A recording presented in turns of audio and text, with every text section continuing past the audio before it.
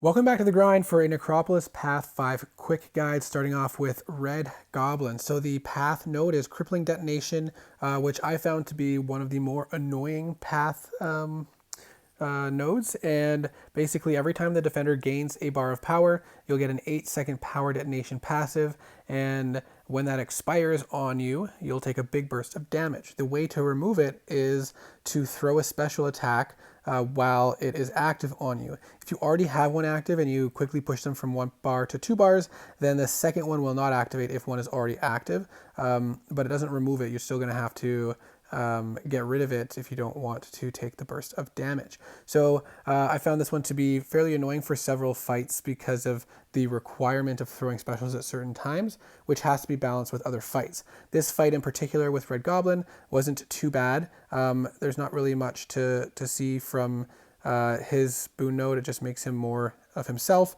You want to try to have him throw or gain his fury buffs rather than the enervate or energize buffs, because that can just make things go a little bit out of control. And then I found Craven to be one of the more annoying fights on this section because he can have a special 1 and a special 2 trap active at the same time. The special 2 traps get replaced after it triggers, after the next one is armed, but during the special 2 he can push you back quite a bit, and if you back up into his other trap during this animation of the special 2, you can still get trapped. So I found it to be quite annoying. And so you can also, whenever he activates a trap, he gains hunter charges, which preferably want to control. When he gains 3 hunter charges, they're consumed and you take a burst of damage. The way to remove hunter charges is by activating traps or preventing them with a special attack. So you kind of have to intentionally trip on the traps, but you ideally want to do that when you have a special attack active, but also you have to balance that with the crippling detonation, because if you use your special attack to break over a trap, and then he gains a bar of power, and you can't get to enough power in time to get rid of crippling detonation, then you're going to take a burst of damage from that. So I found this fight to be quite annoying to get a rhythm in, but really it's about trying to line up your special attacks to trip traps, as well as remove the crippling detonation. It's about a lot of managing spacing on the map and where the traps are. Then Nimrod, nothing too special about Nimrod. He's just a big Nimrod, and he's going to be activating his protocols a lot more, so he'll be getting the unstoppable buff from his special 2 and going unblockable and stuff like that. If you're running Aegon and you're ramped up high enough, you can just like trade punches back and forth while he's unstoppable if you want. Squirrel Girl, not too bad. We talked about this fight in the other guide. Basically, Tiptoe can go back and forth on you, and when he goes to you, you're going to get ruptures and burst damage, so preferably you want to be able to prevent buffs or debuffs from going on you or be able to remove them. And you can't heavy attack while she's stunned.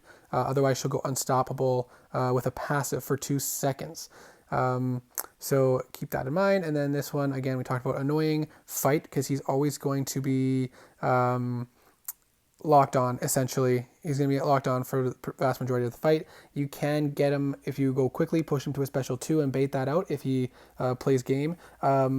You can bait out a special 2 before he gets locked on, but once he's locked on, his special attacks will not consume power. So you want a full power control champion, doom cycle him if you want, or just blitz him with Aegon, knock him down, stun him with a special 3, and just get in as much damage as the next fight is Spider-Man 2099, which is not too shabby.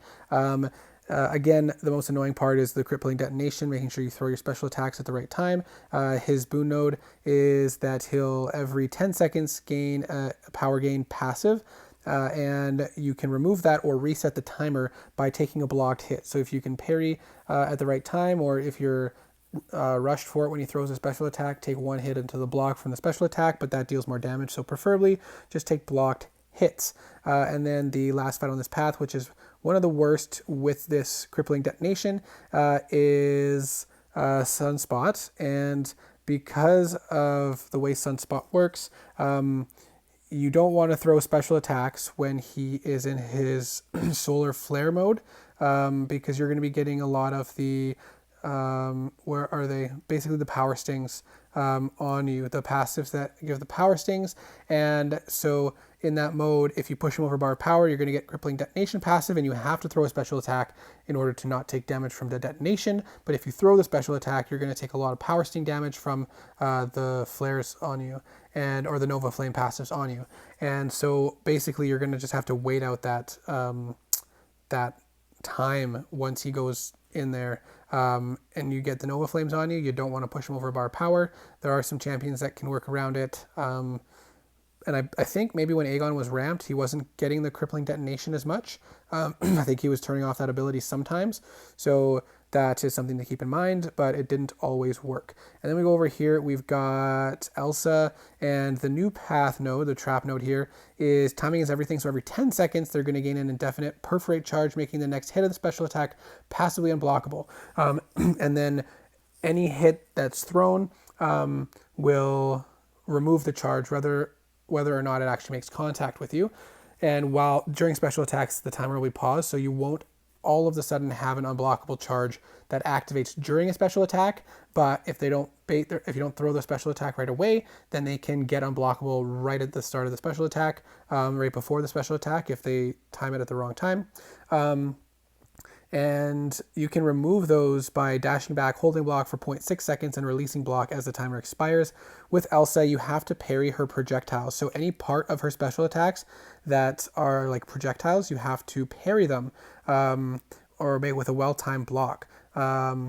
The special 1 is the one you're going to want to do, because the special 2 has a ton of rapid fire non-contact projectile shots, and so it's impossible. So special 1, she does like one hit, like a swing with her gun that's you can just dex away from, and then there are 2 gunshots. You have to parry those, so you got to practice the timing on that. It's not too bad once you get it down, but of course, here and there you're going to slip up a little bit. When you don't get it perfectly timed and get a well-timed block on it, you're going to take a burst of damage, and also take a lot of damage because you're blocking a hit of her special attack, and that hurts. If you dex it, you're going to take damage from the burst as well, so you have to try to parry it. Next is what's her name here, Purgatory. This fight wasn't too bad, but you want to keep in mind that she gets access to her class abilities, and with the Mystic 1 up, she regenerates if you hit her block as well as if she hits your block. So when the Mystic 1 is up, avoid hitting into her block, because she can actually regenerate a substantial amount. Otherwise, it was a pretty straightforward fight. And then I had some trouble with Quicksilver. The timing is everything one going unblockable is quite annoying with him, so learning to fully dex his special attacks can be helpful. I found it easier to do with the special 1 personally, but sometimes with the special 2, if you have the ability to create some space, you can make that work. And then he is basically going to be gaining a lot of momentum charges throughout the fight in additional ways. One thing to keep in mind is in phase 3, every 10 seconds he gains 100 momentum charges, and if you intercept him, it'll reset the timer.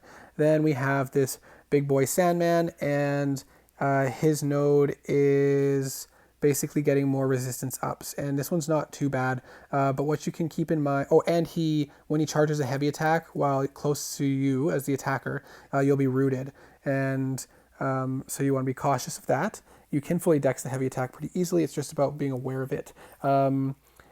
Attacking into his block or landing hits against him, whether it's a basic attack or a special attack hit, will decrease his resistance up. So if you time things carefully and avoid letting him throw a special 1 when he has 10 or more resistance up passives already, you can go pretty much the whole fight without him going into his special mode where he's unstoppable. When he does go there into unstoppable, you can end it faster by parrying and doing like a couple attacks into him while he's parried to reduce his resistance ups.